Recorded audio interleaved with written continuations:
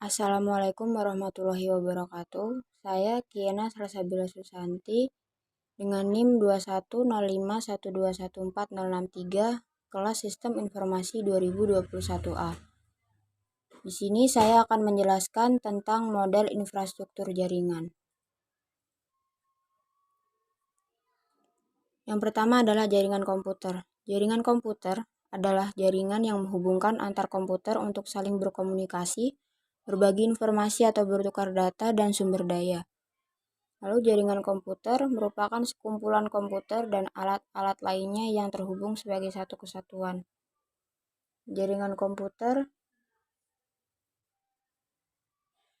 juga merupakan himpunan interkoneksi beberapa komputer otonom atau mandiri. Lalu sistem terdistribusi. Sistem terdistribusi merupakan sistem perangkat lunak yang dibangun di atas jaringan. Perbedaan antara jaringan komputer dengan sistem terdistribusi adalah terletak pada perangkat lunaknya, bukan pada perangkat kerasnya. Karena yang menentukan tingkat keterpaduan dan transparansi jaringannya adalah perangkat lunak. Pengguna dari sistem terdistribusi juga tidak mengetahui bahwa ada banyak proses dalam sistemnya.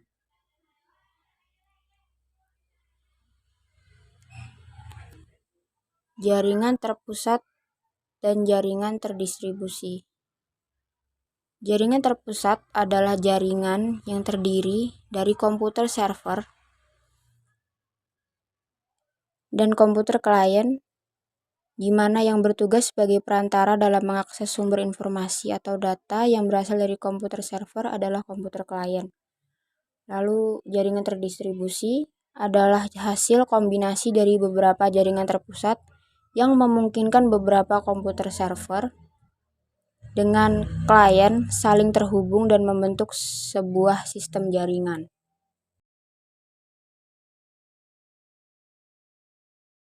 Lalu kelebihan dan kekurangan jaringan terpusat. Kelebihan dari jaringan terpusat, yang pertama adalah standarisasi mudah diterapkan. Lalu yang kedua, penggunaan CPU yang sangat efisien, sistem keamanan yang lebih aman, dan sebagai sarana untuk aplikasi multi-user. Lalu kekurangan dari jaringan terpusat, yaitu jika komputer pusat rusak atau mengalami gangguan, seluruh sistem akan berhenti berfungsi. Yang kedua, semua perangkat tambahan seperti hard drive, printer, dan lain-lain disimpan di satu tempat di komputer pusat yang membuat layanan kurang fleksibel. Lalu, jika CPU memiliki terlalu banyak kekuatan pemrosesan, kinerja sistem akan buruk dan lemah. Lalu, kelebihan dan kekurangan dari jaringan terdistribusi.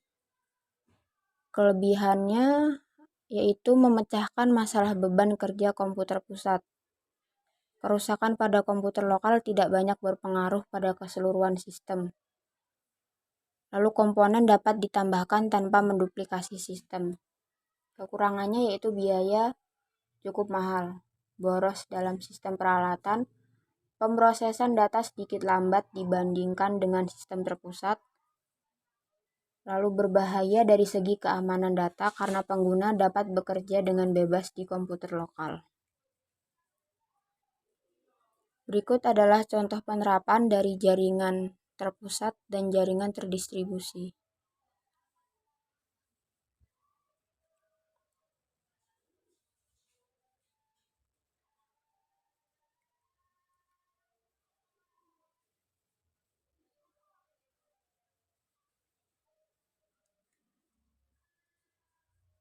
Lalu ini adalah gambar dari top 5 data center terbesar di dunia. Di posisi kelima ada Kolos Data Center yang berlokasi di Norway. Lalu yang keempat ada Harbin Data Center di Cina. Yang ketiga berlokasi di US. Yang kedua, China Mobile berletak di Cina. Dan yang pertama adalah China Telecom Data Center, terletak di China.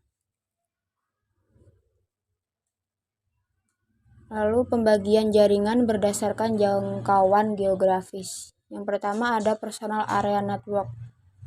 Ini contohnya Bluetooth dan IRDA. Lalu ada Local Area Network, yaitu jaringan komputer yang hanya mencakup area kecil seperti digunakan di warnet, kantor, sekolah, lab komputer, dan lain-lain. Lalu ada Metropolitan Area Network, yaitu jaringan yang mencakup satu kota atau wilayah. Dan yang terakhir ada Wide Area Network, yaitu jaringan yang cakupannya telah mendunia atau internet. Berikut adalah gambar model dari Personal Area Network, Metropolitan Area Network, Local Area Network, dan Wide Area Network. Lalu ada pembagian jaringan berdasarkan aksesnya. Ada intranet dan internet. Internet hanya bisa diakses untuk kalangan internal, sedangkan internet bisa diakses oleh publik. Lalu pembagian jaringan berdasarkan cara membangunnya. Ada ad hoc dan infrastruktur.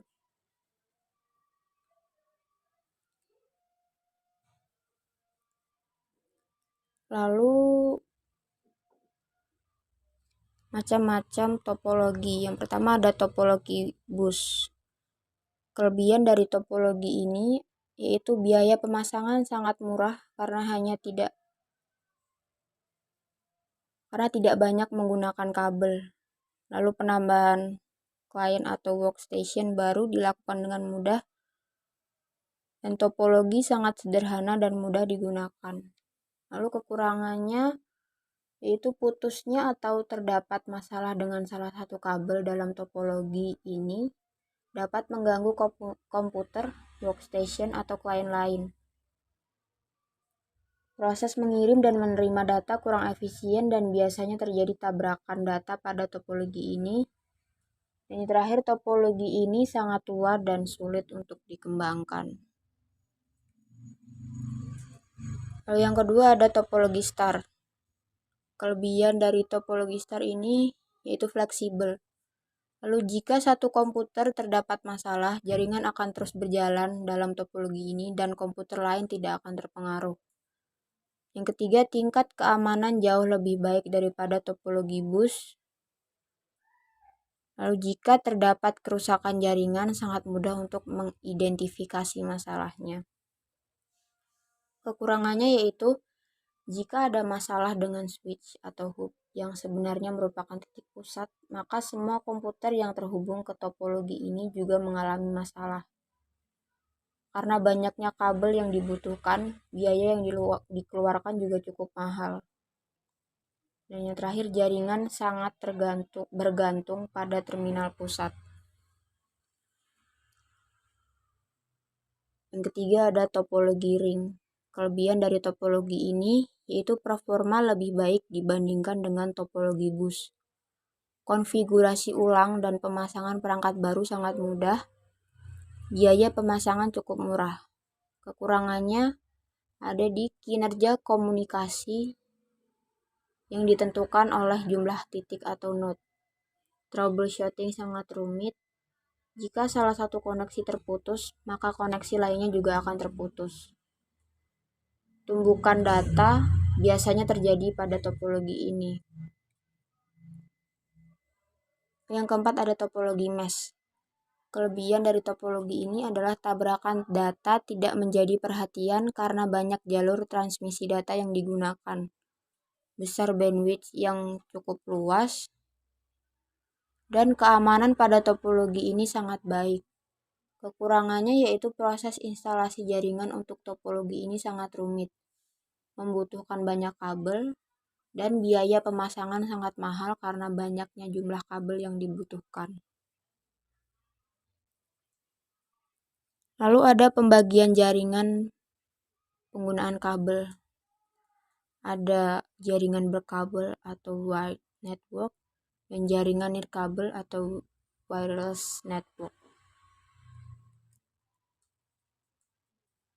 Lalu ada jaringan berdasarkan siarannya atau castingnya, ada unicast 1 ke 1, multicast 1 ke grup, lalu yang terakhir broadcast 1 ke semua.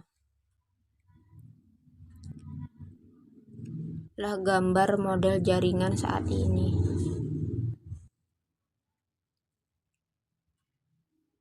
Sekian yang dapat saya sampaikan, kurang lebihnya mohon maaf. Terima kasih. Wassalamualaikum warahmatullahi wabarakatuh.